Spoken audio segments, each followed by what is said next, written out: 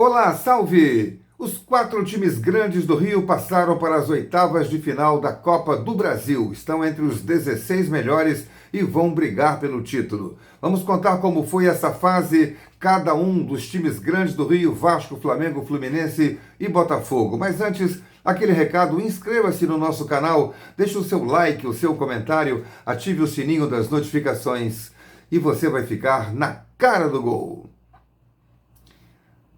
Alguns sofreram mais do que outros, natural do futebol. Vasco e Botafogo pegaram adversários mais fortes do que Flamengo e Fluminense.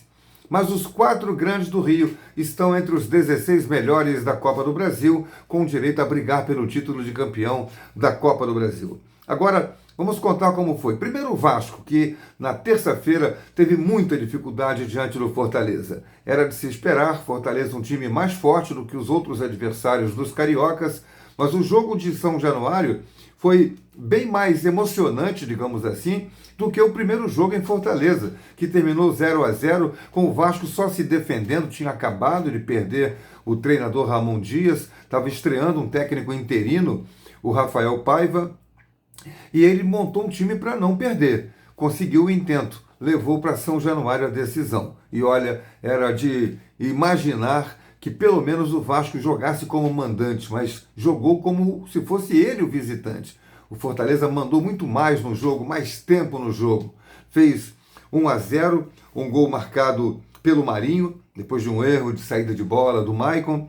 O Vasco empatou com o Verratti de pênalti. No início do segundo tempo, Fortaleza foi para frente e foi muito mais time do que o Vasco nesses 20, 25 minutos de segundo tempo. Fez 2-1 com um gol marcado pelo Lucero, até pareceu impedimento, mas depois o VAR tirou a dúvida.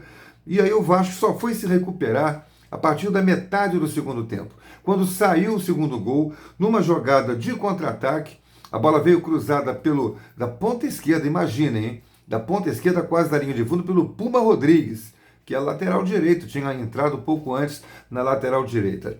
Veio o cruzamento e o Verratti empatou. O Vasco cresceu no jogo, a torcida empurrou o time, o Vasco virou para 3-2 com um gol do Piton em mais um belo passe do Payet, que é um jogador extraordinário, mas no finalzinho o time do Fortaleza empatou com um chute do Hércules de fora da área. Decisão por pênaltis. E aí o Vasco foi brilhante, converteu as 5 cobranças do Payet, do Esforça, que bateu muito bem, aliás, tem jogado bem esse jogador, o volante do Vasco. Piton marcou, Puma Rodrigues também marcou e o Verratti fez o último. As cobranças alternadas, lá e cá. E aí o time do Fortaleza, Vasco 1-0, Fortaleza 1-1, 2-1, 2-2, até o 4-4.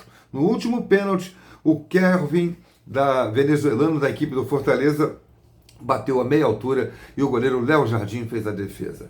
Vasco classificado no desespero, no sufoco dos pênaltis, mas está classificado. Na quarta-feira vieram as classificações, primeiro do Fluminense, em seguida do Botafogo e depois do Flamengo.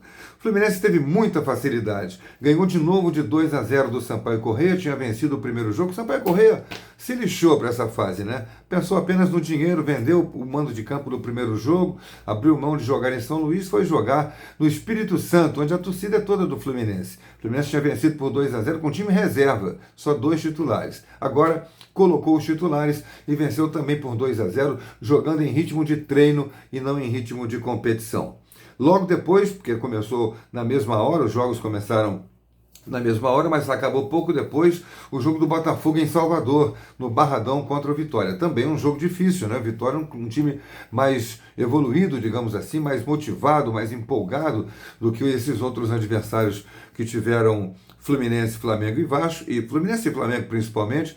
E aí o Botafogo conseguiu se impor com a força individual dos seus jogadores. O time do Vitória estava mais animado, pressionando um pouco mais, embora de certa forma desordenado, sem criar grandes, reais chances de gol. E o Botafogo fez 1-0 com o Luiz Henrique. No segundo tempo, Júnior Santos, que continua numa fase iluminada, fazendo gols a todo momento, 2-0 para o Botafogo. Podia ter feito o terceiro, foi preciosismo dele não ter feito a finalização corretamente, dele, Júnior Santos, e aí o Vitória fez 2-1. Deu uma pressão final, mas o Botafogo segurou o resultado e se classificou. Tinha vencido por 1-0, venceu por 2-1 em Salvador, placar agregado 3-1, Botafogo classificado também sem muito susto. E o Flamengo, finalmente, que parecia, em tese, ter o adversário mais fraco, o Amazonas, porque tem muito menos tradição do que essas outras equipes que enfrentaram os times do Rio, mas o Amazonas deu um trabalho danado ao Flamengo. Primeiro no Maracanã, o Flamengo ganhou de 1-0, gol de Pedro, e depois nesse jogo de ontem em Manaus, também 1-0 para o Flamengo, gol de Pedro aos 35 minutos do segundo tempo. O Flamengo não jogou bem, mas administrou o resultado, também não sofreu grandes perigos, a não ser no finalzinho, quando o goleiro do Flamengo, Matheus Cunha, fez uma grande defesa num chute que ia no ângulo e quase decretava o empate naquela partida. Os 4 classificados, dias 31 de julho e 7 de agosto, são as datas da próxima fase da Copa do Brasil. Vai demorar tempo, né? Agora virão jogos do Campeonato Brasileiro, retomaram do tempo que foi parado o campeonato, jogos da Libertadores, e só no final de julho é que a Copa do Brasil terá retomada as suas fases para entrar então naquele processo de oitavas, quartas de final, semifinal, sempre com 2 jogos, ida e volta, e jogando em casa e jogando fora, e portanto a dificuldade vai aumentando, porque agora vão se enfrentar de fato as equipes grandes, umas contra as outras, e aí o favoritismo diminui sensivelmente quando não acaba de vez. Mas os 4 grandes estão lá, cumpriram o seu dever, fizeram o dever de casa, cumpriram o papel de manter a tradição do futebol carioca, brigando por títulos nacionais. Aquele recado, inscreva-se no nosso canal, deixe o seu like, o seu comentário aqui embaixo, ative o sininho para receber as notificações e eu vou deixar você na cara do gol. Até a próxima!